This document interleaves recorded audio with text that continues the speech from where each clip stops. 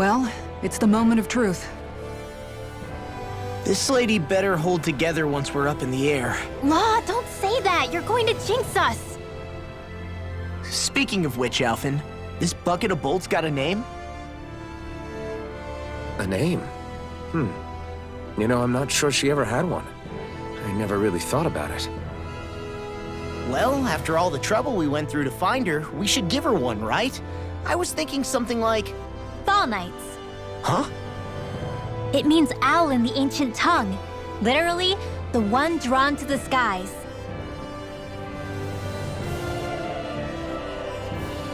I like it. Sounds perfect for our little escapade. Not sure I'm completely convinced, but... well, it's as good a name as any. From now on, she'll be known as the Fall Knights.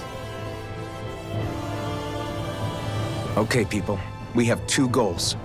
First, we need to get to Lenegis and make the Renans finally leave Dana alone. And then, we need to figure out the truth behind Shion's thorns and find a way to save her. Sound good? All right, then let's go.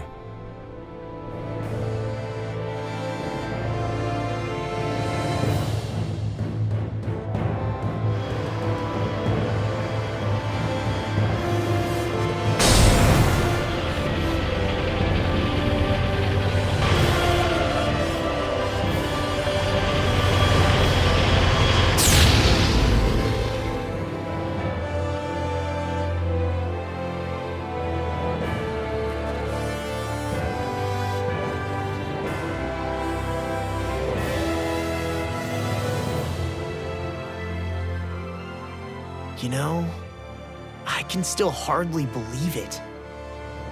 Believe what? I mean, just look at it.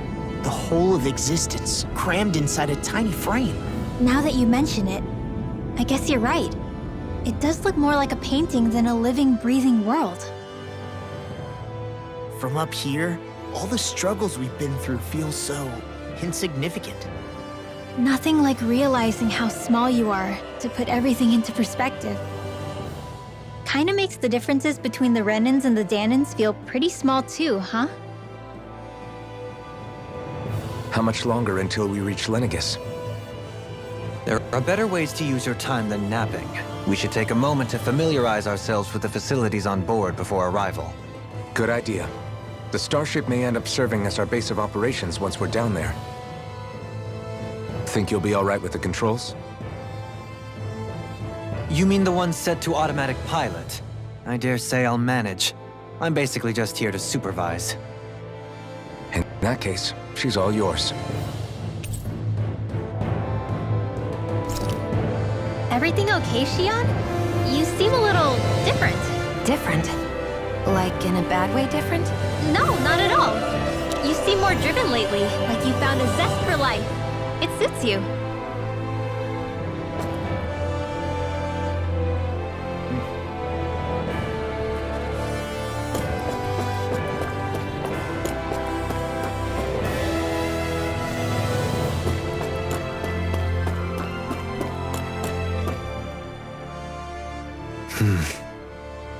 Is something wrong? No. I was merely thinking how it had been 7 years, that's all. You mean since you became a lord and left Lenegis? I guess even someone like you can get homesick, huh? I am as prone to sentimentality as any other. Tell me, though, you too have a history with Lenegis. A traumatic one, no less.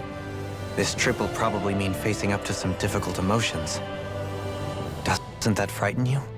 Well, it is a place where I took the lives of countless people. I'd be lying if I said I hadn't thought about it. But I can't keep running forever. The past is what it is. There's no changing that. But the future's what we make it. I see. Dohalim? Forgive me. I was wrong to pry. We have more pressing matters to address. Come back and speak to me when you finish looking around the ship.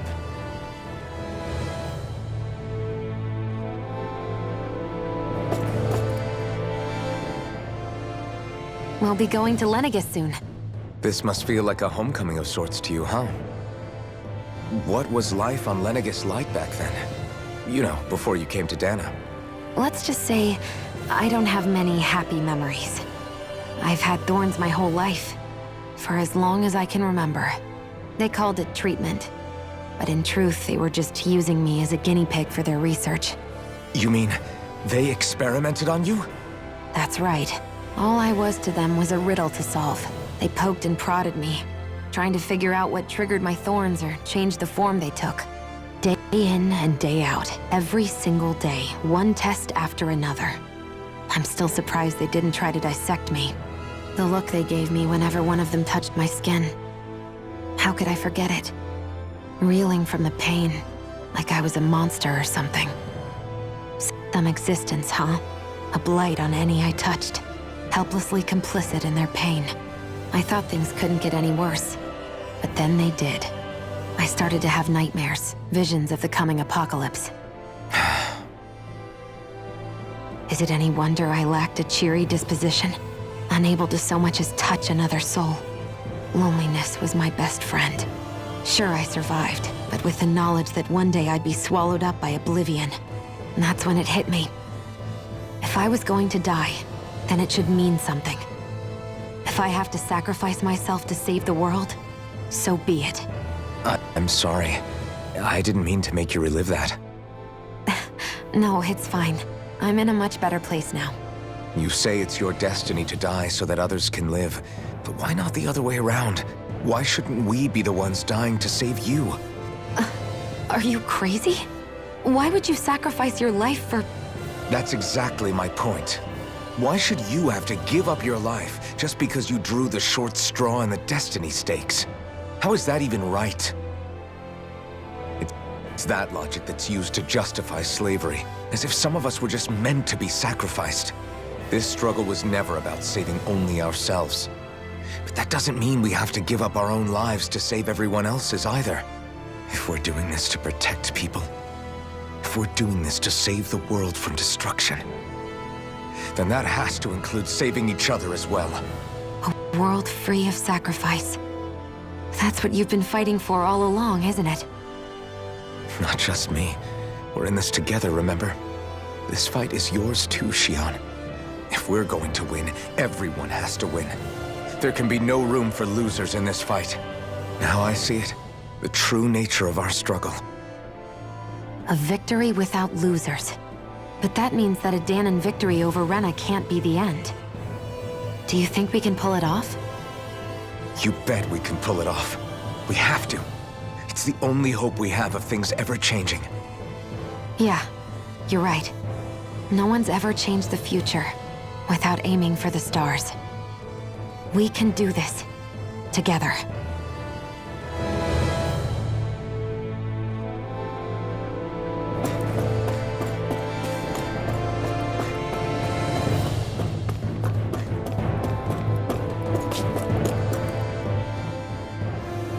Hey, Alvin, listen to this! So Law and I were just talking and... Hey, shut up! What's got Law all flustered? Only that he's afraid of flying, the big baby. And after all that fuss he made about naming the ship, too. Hey, I never said I was scared.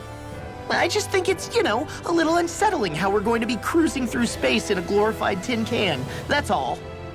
It's a starship, dummy. That's what it's supposed to do. I don't think there's anything strange about it. Well, maybe you're the one with the problem then. Guys. I'm no expert, but I think we can trust Renan technology. It got me to Dana in one piece, remember? Oh, that's a good point. If you think so, Alvin, it must be okay. Don't you agree, Law? Hard to argue with that, seeing how you hitched a ride in one of these things before, Alvin. It's just wrong, okay?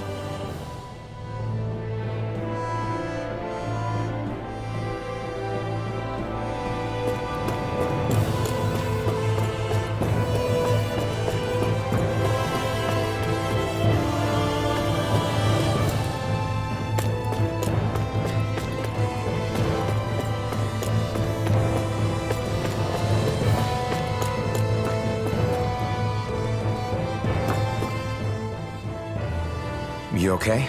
Feeling airsick? Actually, now that you mention it, not at all. These starships are a remarkably smooth ride, all things considered. Nothing like being at sea, thank goodness. Glad to hear it. That device there caught your eye, huh? I was just wondering what it is. It looks big enough to fit a person inside of it. It's a healing pod. It fixes injuries and illnesses. Oh, you don't say.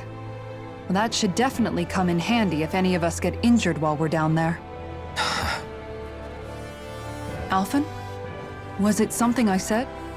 No, I was just thinking back to when I escaped Lenegis, that's all. What with the ceremony and losing control, I was a total mess. Naori laid me inside here. So, you're saying you got in this thing straight after escaping? Would that mean you were inside for 300 years? Yes, it sounds crazy, I know. But don't even ask me why I stayed asleep all that time. That's definitely quite some lie-in, all right. But still, whether you meant to or not, I sure am glad that it's this century that you finally woke up in. What do you mean? With the amount of fighting we've done, we would have never made it this far without you. And not only that, but... Alphen, can you recall back to what it is that I said to you? Back when we left Menancia? About the dream of coexistence, and needing to learn what it entailed? Of course. That's why you came with us, right? To learn what you couldn't at home. Even in that time, I was well aware that what I was living was a lie. But at the same time, I also felt really compelled to fulfill my brother's wishes. I'll always remember him fondly. But the coexistence we're fighting for isn't for him. It's for people now, and those still to come. The world's bigger than just Menancia. My dream is for all Danans, wherever they might be, to be free. If I've learned anything on this journey, it's that.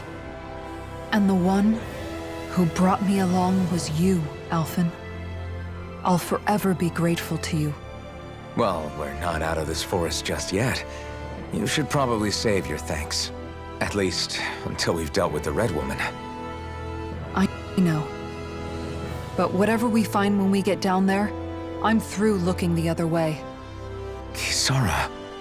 Probably getting a little ahead of myself, huh? Let's take things one step at a time.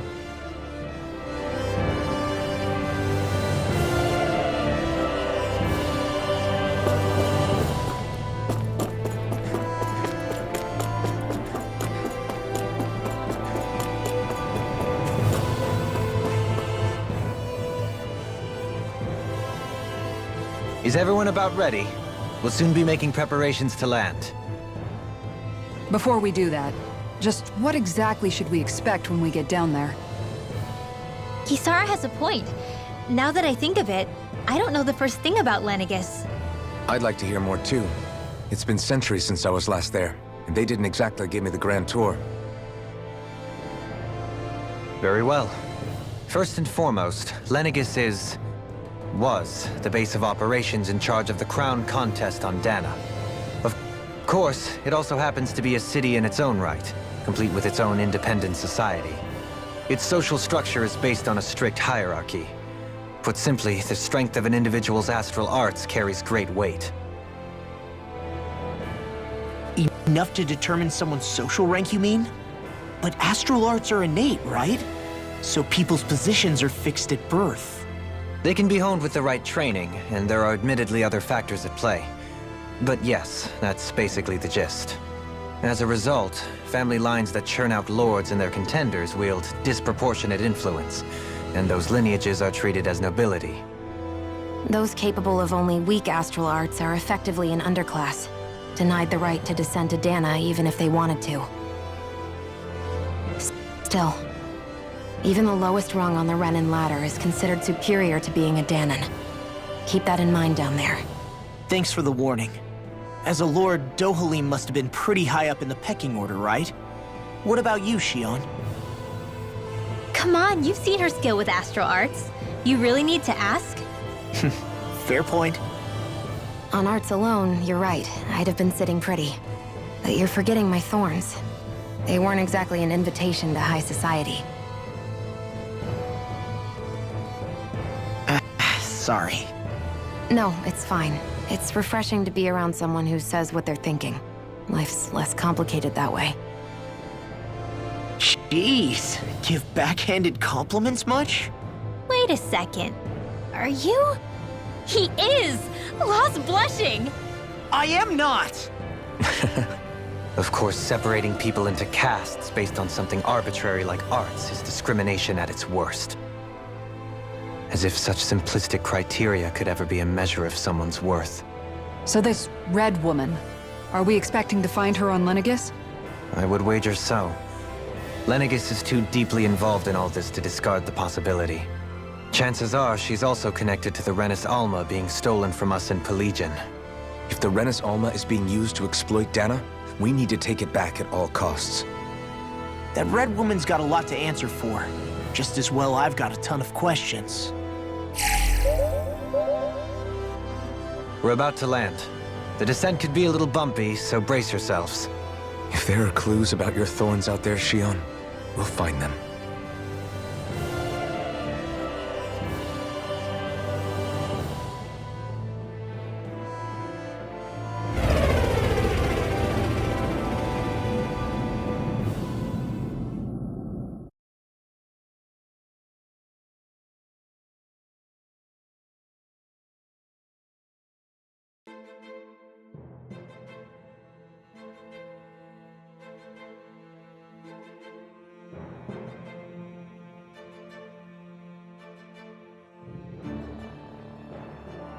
There's no one here.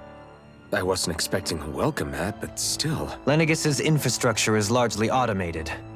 Besides, people won't be expecting incoming traffic while the crown contest is still underway. Do you think anyone realizes that we're here? We may not have received a royal welcome, but I doubt our entrance went unnoticed. Don't let your guard down. I really hope we don't have to fight anybody while we're here. So now what? We've come all this way on a hunch that this red woman is here, right? And if we're lucky, the Renis Alma too. Any idea where we should start looking?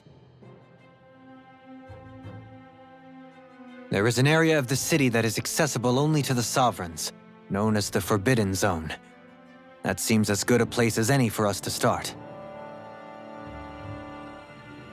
Forbidden? What are they hiding? I don't know, hence my desire to find out. Fortunately, we just so happen to have a Sovereign in our midst. In any case, changing the shape of a huge structure such as Lenegis would have required an immense source of power. And you think that source might have been the Renis Alma? Precisely. Alphen said that he remembered the Renis Alma being used in the spirit channeling ceremony 3 centuries ago. Whatever the ceremony's purpose, if preparations are underway for it to be held once more, then the Renis Alma might be in the same place as last time, possibly together with the Red Woman. Hiding something of that worth in the residential quarters would only court trouble. In which case... It stands to reason we should be looking somewhere normally out of bounds. Is that it? Indeed. But it's been over 300 years since I was made a sovereign. You can't seriously think I'll be able to waltz right into the place after all this time. There's only one way to find out. If there's even a chance you can get us in, I say we give it a shot. Shion's right. Who knows?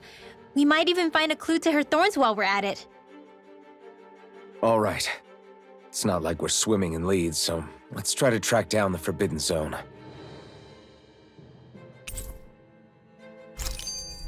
Beyond that wall lies a city full of Renans. The capital city where Shion and Dohalim used to live, no less. Who knows what we'll find on the other side? Thinking about what could be lurking out here is giving me the heebie-jeebies. For such a loudmouth, you sure can be a worrywart at times. Oh, I'm sorry. How stupid of me for wanting us to stay safe. Would you two children stop squabbling? Or do you want everyone to know we're here? So how many Renans actually live in this place?